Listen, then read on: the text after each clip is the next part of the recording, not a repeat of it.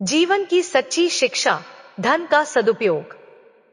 कुशीनगर नामक गांव में पन्ना लाल नाम का एक सेठ अपनी पत्नी के साथ रहता था।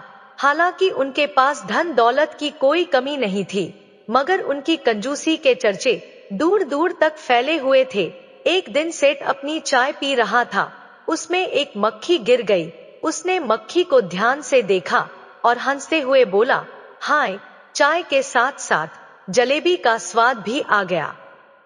लगता है किसी हलवाई की दुकान से आई होगी यह मक्खी। चलो अच्छा है, अब कुछ दिनों तक जलेबी खाने की छुट्टी हो गई। सेठानी उसकी बातें सुन रही थी और वह झुंझला उठी और बोली, हे भगवान, क्या करूं इनकी कंजूसी का। हर चीज के लिए इन्होंने मुझे रुला रखा है। उसने हिम्मत करके कहा, सुनिए जी, आज मछली खाने का बड़ा मन हो रहा है। पिछले 1 साल से आपको बोल रही हूँ और आप बस बहाने बना रहे हैं। आज तो आपको मछली लानी ही पड़ेगी। कंजूस पन्ना लाल ने सेठानी को बहलाने की बहुत कोशिश की, लेकिन वह अपनी जिद पर अड़ी रही। आखिरकार हार मानकर सेठ पन्ना लाल को मछली लेने बाजार जाना ही पड़ा। बाजार पहुंचकर सेठ ने मछली वाले से पूछा, भैया, मछली कितने की है? 100 रुपए की है सेठ जी, दुकानदार ने जवाब दिया। सेठ पन्ना लाल चौंक गया। अरे यह तो बहुत ज्यादा है भाई, तुम तो मुझे ठग रहे हो। दुकानदार ने तंज कसते हुए कहा, तो जाइए और थोक वाली दुकान से ले लीजिए। सेठ पन्ना लाल तुरंत थोक दुकान पर पहुंचा। भैया, यहाँ मछली कितने की है? उसने पूछा। 80 रुपए की है सेठ जी, दुकानदार ने बताया। सेठ को यह कीमत भी बहुत ज्यादा लगी। उसने फिर बहस शुरू कर दी। अरे भाई, यह भी तो बहुत महंगी है, इतने में तो मैं नहीं लूंगा। वैसे भी जहाँ से तुम मछली लाते हो वहाँ इतनी महंगी थोड़ी ना मिलती होगी। हाँ भाई, दुकानदार ने हंसते हुए कहा, हम तो नदी से मछली पकड़ कर लाते हैं, वहाँ तो एकदम मुफ्त में मिलती है। आप चाहे तो खुद जाकर पकड़ लीजिए। यह सुनते ही पन्ना लाल के दिमाग में एक नई तरकीब आई। उसने सोचा, जब मछली मुफ्त में मिल रही है तो पैसे देकर क्यों खरीदूं। यही सोचकर वह नदी की ओर चल पड़ा। कुछ देर बाद उसे एक नदी मिल गई। वाह, अब तो बढ़िया, मछली पकड़ कर ले जाऊंगा, सोचते हुए वह नदी में उतर गया। मछली पकड़ने के चक्कर में वह नदी में काफी गहराई तक पहुंच गया। तभी उसे एहसास हुआ कि उसे तो तैरना आता ही नहीं है। धीरे धीरे वह डूबने लगा। खुद को मौत के करीब पाकर सेठ पन्ना लाल को भगवान याद आने लगे। उसने मन ही मन मन्नत मांगी, हे भगवान, मेरी जान बचा लो, भाड़ में गई यह मछलियां। अगर मैं इस नदी से बाहर निकल जाऊं तो मैं पूरे 101 ब्राह्मणों को भोजन करवाऊंगा। बस मेरी जान बचा लीजिए प्रभु। मन्नत मांगते ही उसके मन में आत्मविश्वास आ गया। आंखें बंद करके हाथ पैर मारते हुए वह धीरे धीरे ऊपर की ओर आने लगा। आंख खोलने पर उसने देखा कि वह नदी के किनारे के पास पहुंच चुका था। अब उसकी सांस में सांस आई, लेकिन तभी वह पछताने भी लगा। हे भगवान, मैंने बिना सोचे समझे ही 101 ब्राह्मणों को भोजन करवाने का वचन दे दिया। आधी दूर तो मैं तैर ही लिया था, थोड़ा कम भी बोल सकता था। पन्ना लाल अब भगवान से मन्नत मांग चुका था कि वह 101 ब्राह्मणों को भोजन कराएगा। लेकिन जैसे ही उसने खुद को थोड़ा सुरक्षित महसूस किया, उसके मन में लालच फिर से जाग उठा। हे प्रभु, उसने मन ही मन कहा, पिछली बार मैं जरा जोश में ज्यादा बोल गया था। 101 ब्राह्मण थोड़ा ज्यादा ही है, अगर अब बच गया तो 51 ब्राह्मणों को भोजन कराऊंगा। यह सोचकर उसने फिर से साहस जुटाया और हाथ पैर मारते हुए कुछ और दूरी तय कर ली। जब उसने देखा कि अब तो नदी का बस चौथाई हिस्सा ही बचा है, तो फिर मन्नत बदल दी। हे प्रभु, 51 भी ज्यादा ही है, अगर अब बचा तो सिर्फ 11 ब्राह्मणों को भोजन कराऊंगा। सेठ धीरे धीरे किनारे की ओर करीब पहुंचने लगा। अब पानी मात्र 2-3 फीट ही रह गया था। जान बचते ही उसका लालच फिर सिर उठाने लगा। हे भगवान, वह बोला, 11 ब्राह्मण भी कुछ ज्यादा ही लग रहे हैं। चलो एक ब्राह्मण को तो भोजन करा ही दूंगा, यही सही है। आखिरकार सेठ पन्ना लाल किसी तरह नदी से बाहर आ गया। बाहर निकलते ही उसके चेहरे पर राहत के साथ चिंता भी दिखने लगी।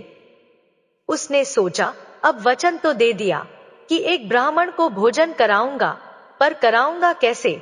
मुझे तो ऐसे ब्राह्मण की तलाश करनी चाहिए जो बहुत कम खाता हो। यही सोचकर पन्ना लाल ऐसे ब्राह्मण की खोज में निकल पड़ा। वह कई गांवों में भटकता रहा, बहुत से लोगों से पूछताछ की, लेकिन कोई भी ब्राह्मण बहुत कम खाने वाला नहीं मिला। आखिरकार काफी तलाश के बाद उसे एक ब्राह्मण के बारे में पता चला। पन्ना लाल तुरंत उस ब्राह्मण के घर जा पहुंचा। पंडित जी, मेरा नाम पन्ना लाल है, मैं पास के कुशीनगर गांव में रहता हूँ। दरअसल मुझे एक ब्राह्मण को भोजन कराना है, इसलिए आपके पास आया हूँ।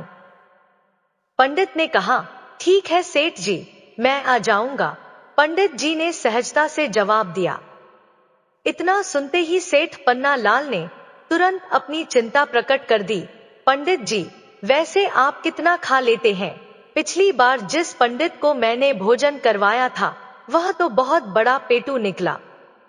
यह सुनकर ब्राह्मण समझ गया कि सेठ कितना कंजूस है। उसे सेठ की बात पर गुस्सा तो आया, लेकिन उसने अपनी नाराजगी छुपाते हुए मुस्कुराकर कहा, सेठ जी, मैं तो बहुत कम खाता हूँ। यह सुनकर सेठ की खुशी का ठिकाना नहीं रहा। उसे लगा कि वह अपनी कंजूसी के बावजूद मन्नत पूरी करने में सफल हो जाएगा। बस यही सही ब्राह्मण है, उसने मन ही मन सोचा। सेठ पन्ना लाल ने पंडित जी को अपने घर भोजन के लिए आमंत्रित किया और विशेष रूप से कहा, पंडित जी, बस एक बात का ध्यान रखना कि मैं सुबह 9 बजे दुकान के लिए निकल जाता हूँ, तो कृपया उससे पहले आकर भोजन कर लीजिएगा। पंडित जी ने सहर्ष निमंत्रण स्वीकार कर लिया। सेठ यह सोचकर बहुत प्रसन्न हुआ कि उसकी मन्नत भी पूरी हो जाएगी और खर्चा भी कम होगा। अगले दिन सुबह सेठानी ने भोजन की सारी तैयारी कर दी और पन्ना लाल पंडित जी के आने का इंतजार करने लगा। समय बीतता गया, लेकिन पंडित जी नहीं आए। देखते ही देखते 9 बज गए, फिर धीरे धीरे 10 भी बज गए। थक हार कर सेठ पन्ना लाल ने अपनी पत्नी से कहा, पता नहीं पंडित जी कहाँ रह गए। 9 बजे का समय दिया था और अब 10 बज गए हैं। मुझे दुकान के लिए देर हो रही है। अरे भाग्यवान, मैं दुकान जा रहा हूँ। अगर मेरे जाने के बाद पंडित जी आए तो तुम उन्हें भोजन करा देना और 1 रुपए की दक्षिणा भी दे देना। यह कहकर सेठ घर से निकल गया। करीब 12 बजे पंडित जी घर पहुंचे। उनके आते ही सेठानी ने आदर पूर्वक उनका स्वागत किया और उनके हाथ पैर धुलवाने लगी। तभी पंडित जी अचानक फूट फूट कर रोने लगे। सेठानी चौंक गई। क्या हुआ पंडित जी, आप रो क्यों रहे हैं? उसने चिंतित होकर पूछा। पंडित जी ने आंसू पोंछते हुए कहा, बहन, इस घर में मैं वर्षों पहले भी आया करता था, जब तुम्हारे सास ससुर जीवित थे। तुम्हारी देवी जैसी सासू माँ जब भी भोजन के लिए बुलाती थी तो हाथ पैर धुलवाते समय मुझे 5100 रुपए दिया करती थी। आज उन्हीं की याद आ गई। सेठानी यह सुनते ही भावुक हो गई। उसकी आंखें भर आई। उसने कहा, पंडित जी, सासू मां नहीं रही तो क्या हुआ, मैं तो हूं ना, मैं उनकी रीत को नहीं बदलूंगी। यह कहकर सेठानी ने घर के अंदर से 5100 रुपए लाकर पंडित जी को दे दिए। पंडित जी बहुत प्रसन्न हुए। इसके बाद सेठानी ने पंडित जी के लिए स्वादिष्ट भोजन परोसा, जिसमें 2 बड़ी बड़ी पूरियां भी थी। पंडित जी ने तृप्त होकर भोजन किया, लेकिन भोजन समाप्त करने के बाद वह एक बार फिर से फूट फूट कर रोने लगे। सेठानी घबरा गई। अब क्या हुआ पंडित जी? उसने व्याकुल होकर पूछा। अब आप क्यों रो रहे हैं? पंडित जी ने आंसू पोंछते हुए कहा, नहीं, ऐसी कोई बात नहीं है सेठानी जी, बस आपकी लक्ष्मी स्वरूप सासू माँ की याद आ गई। जब वह जीवित थी तो जब भी मुझे भोजन कराती थी, भोजन के बाद 21,000 रुपए की दक्षिणा और साथ ही आटा चावल का दान भी करती थी। पर अब वह समय कहाँ लौट कर आएगा? यह सुनते ही सेठानी भावुक हो गई। उसने मन में ठान लिया कि अपनी सास के बनाए रीति रिवाज को वह टूटने नहीं देगी। रुकिए पंडित जी, आप चिंता मत कीजिए, सेठानी बोली। जैसा पहले होता आया है, आगे भी वैसा ही होता रहेगा। इतना कहकर सेठानी ने तुरंत सेठ पन्ना लाल की तिजोरी से 21,000 रुपए निकालकर पंडित को दक्षिणा के रूप में दे दिए। इसके साथ ही उसने आटा, चावल, दाल और अन्य आवश्यक सामग्री को एक झोले में बांधकर पंडित जी को दे दिया। पंडित जी सारा सामान लेकर बड़े प्रसन्न मन से अपने घर की ओर रवाना हो गए। सेठ पन्ना लाल जब रात को घर लौटा तो उसने सेठानी से पूछा, अरे भाग्यवान, पंडित जी आए थे या नहीं?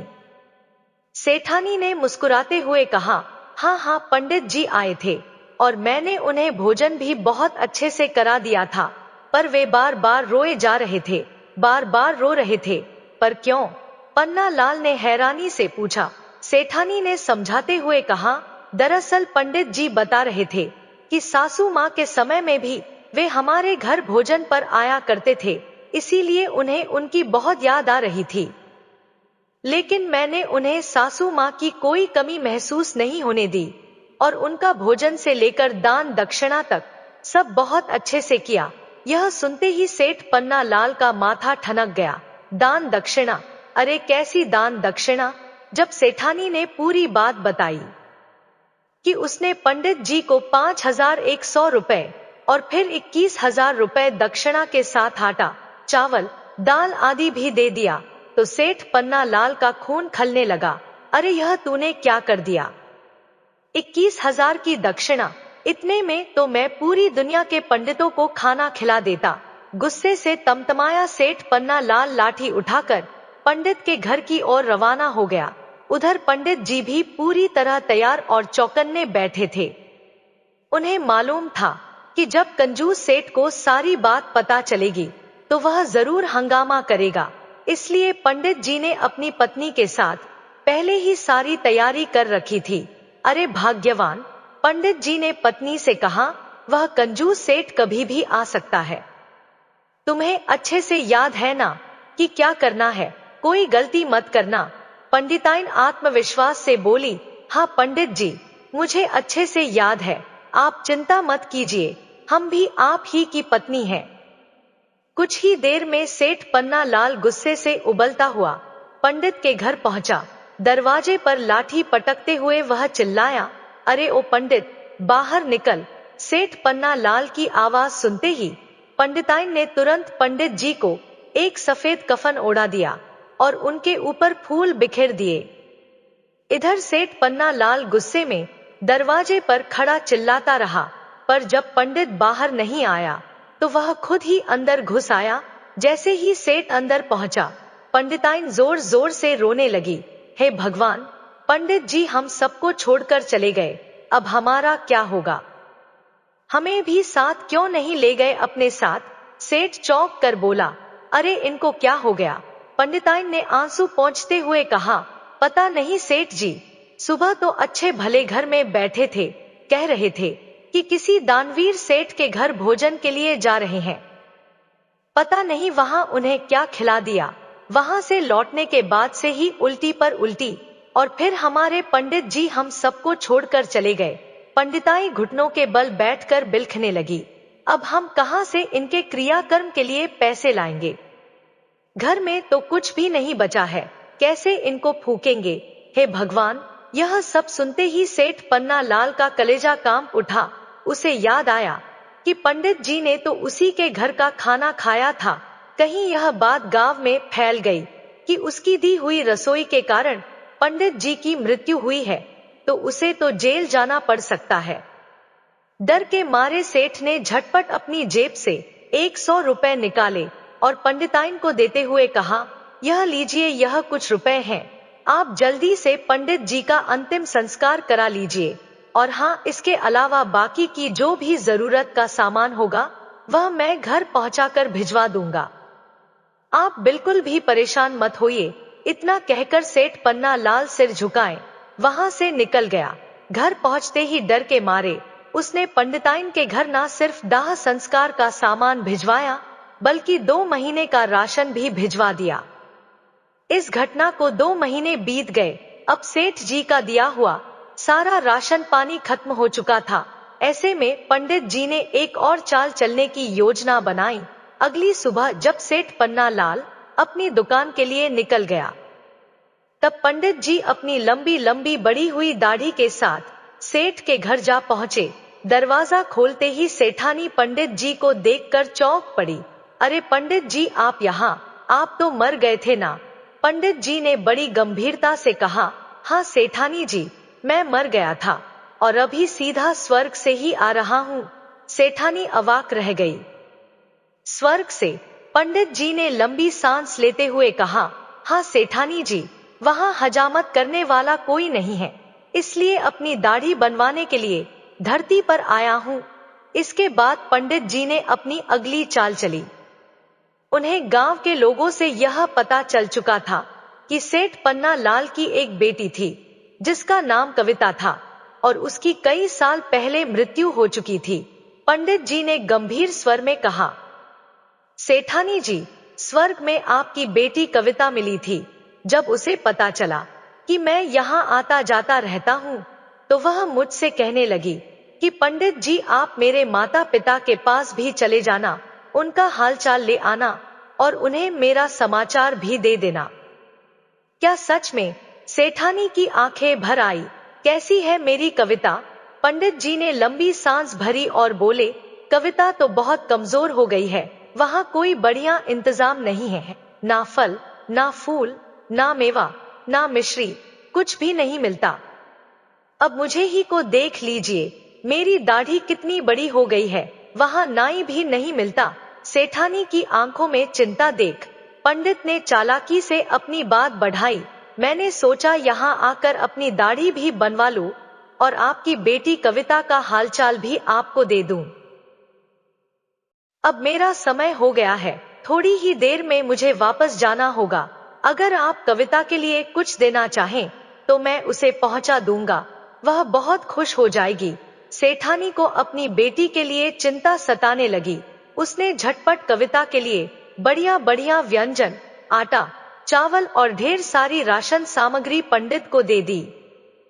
पंडित जी मुस्कुराते हुए वह सारा सामान लेकर अपने घर चले आए।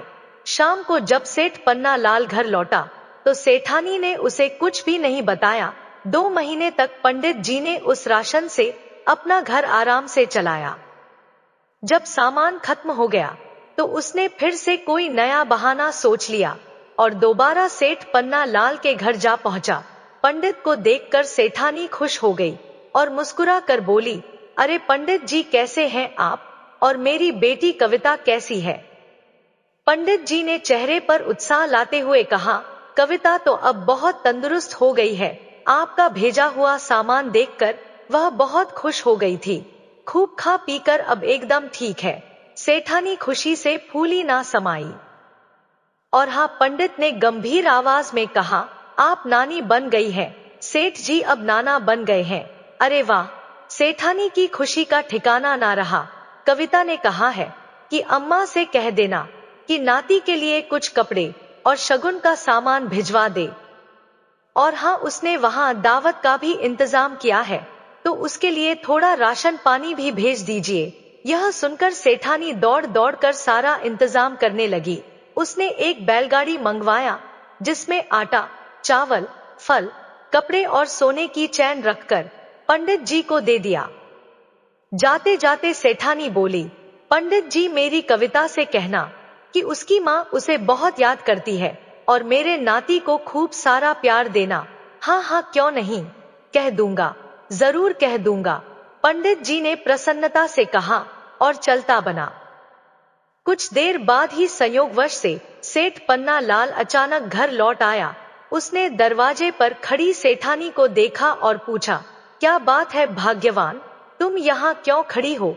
कोई आया था क्या? सेठ पन्ना लाल के पूछते ही सेठानी मुस्कुराती हुई बोली, अरे कुछ नहीं जी, बस अभी अभी पंडित जी आए थे। सेठ चौंका, पंडित जी? कौन से पंडित जी?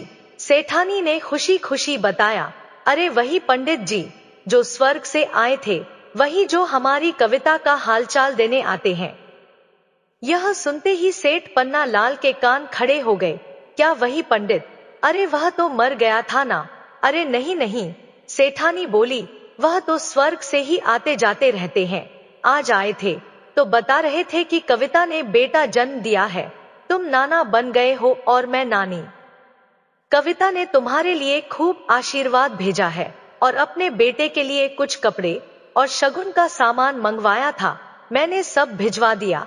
और हाँ, कविता ने वहां दावत रखी है तो उसके लिए भी थोड़ा राशन भेज दिया है। सेठानी के मुंह से सारी बातें सुनकर सेठ पन्ना लाल के होश उड़ गए। उसने घबराते हुए पूछा, क्या तुमने उसे सच में सोने की चैन, कपड़े, एक टोकरी, फल और 2 महीने का राशन दे दिया? सेठानी ने बेफिक्री से सिर हिलाया। हाँ, मैंने कविता के बेटे के लिए दिया है ना। पंडित जी कह रहे थे कि हमारा नाती बहुत प्यारा है। यह सुनते ही सेठ पन्ना लाल का पारा चढ़ गया। उसकी समझ में सारा मामला आ चुका था। गुस्से में तमतमाता हुआ वह बोला, अरे यह तो उसी ठग पंडित का खेल है। अरे भाग्यवान, तुम तो बुरी तरह ठगी गई हो। अरे नहीं जी, सेठानी बोली, पंडित जी सच बोल रहे थे। उन्होंने तो खुद बताया था कि वहां हजामत बनाने वाला भी कोई नहीं है, तभी तो उनकी दाढ़ी इतनी बड़ी हो गई थी। सेठ पन्ना लाल गुस्से में चिल्लाया, हजामत बनाने वाला स्वर्ग में नहीं है और राशन पहुंचाने वाला पंडित जी है। स्वर्ग में डाक सेवा भी शुरू हो गई क्या? अब सेठ पन्ना लाल बिना समय गवाए लाठी लेकर पंडित जी के घर पहुंचा।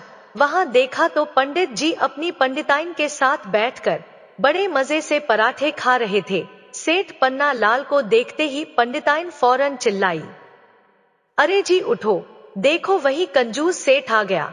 पंडित जी के हाथ का पराठा छूट गया और वह डर के मारे खड़े हो गए। पंडित जी समझ गए कि उनकी पोल खुल चुकी है। वह जल्दी से पंडिताइन के पास भागे और बोले, भाग्यवान, सेठ जी आ गए हैं, जल्दी कोई तरकीब सोचो। पंडिताइन ने घबराते हुए कहा, इस बार मैं भी कुछ नहीं कर सकती, अब तो बस भगवान ही बचा सकते हैं। आखिरकार पंडित जी कांपते हुए दरवाजे पर पहुंचे और सेठ पन्ना लाल को देखते ही अचानक घुटनों के बल बैठ गए। परंतु इस बार सेठ पन्ना लाल चिल्लाने के बजाय हंसने लगा। वाह पंडित जी वाह, आपकी चतुराई के तो क्या कहने। पहले अपनी मौत का बहाना बनाया, फिर स्वर्ग से समाचार लाए। अब तो मेरी कविता को बेटा भी हो गया। पंडित जी सकपका गए। सेठ जी मैंने तो बस, कोई बात नहीं पंडित जी, सेठ ने मुस्कुराते हुए कहा, अब जब मेरी कविता का लड़का हो ही गया है तो उसके लिए मिठाई का भी इंतजाम कर लो। इतना कहकर सेठ पन्ना लाल ने हंसते हुए अपनी लाठी जमीन पर पटकी तो उसका चेहरा शर्म और पछतावे से झुका हुआ था। उसने हाथ जोड़कर विनती करते हुए कहा, पंडित जी, कृपया मुझे माफ कर दीजिए। अब मैं समझ गया हूँ कि आपने मुझे मेरी कंजूसी की सजा दी है। आज के बाद मैं कभी भूखे ब्राह्मण को अपमानित नहीं करूंगा और ना ही किसी जरूरतमंद को कम भोजन दूंगा। मैं अपनी इस कंजूसी को हमेशा के लिए त्याग दूंगा।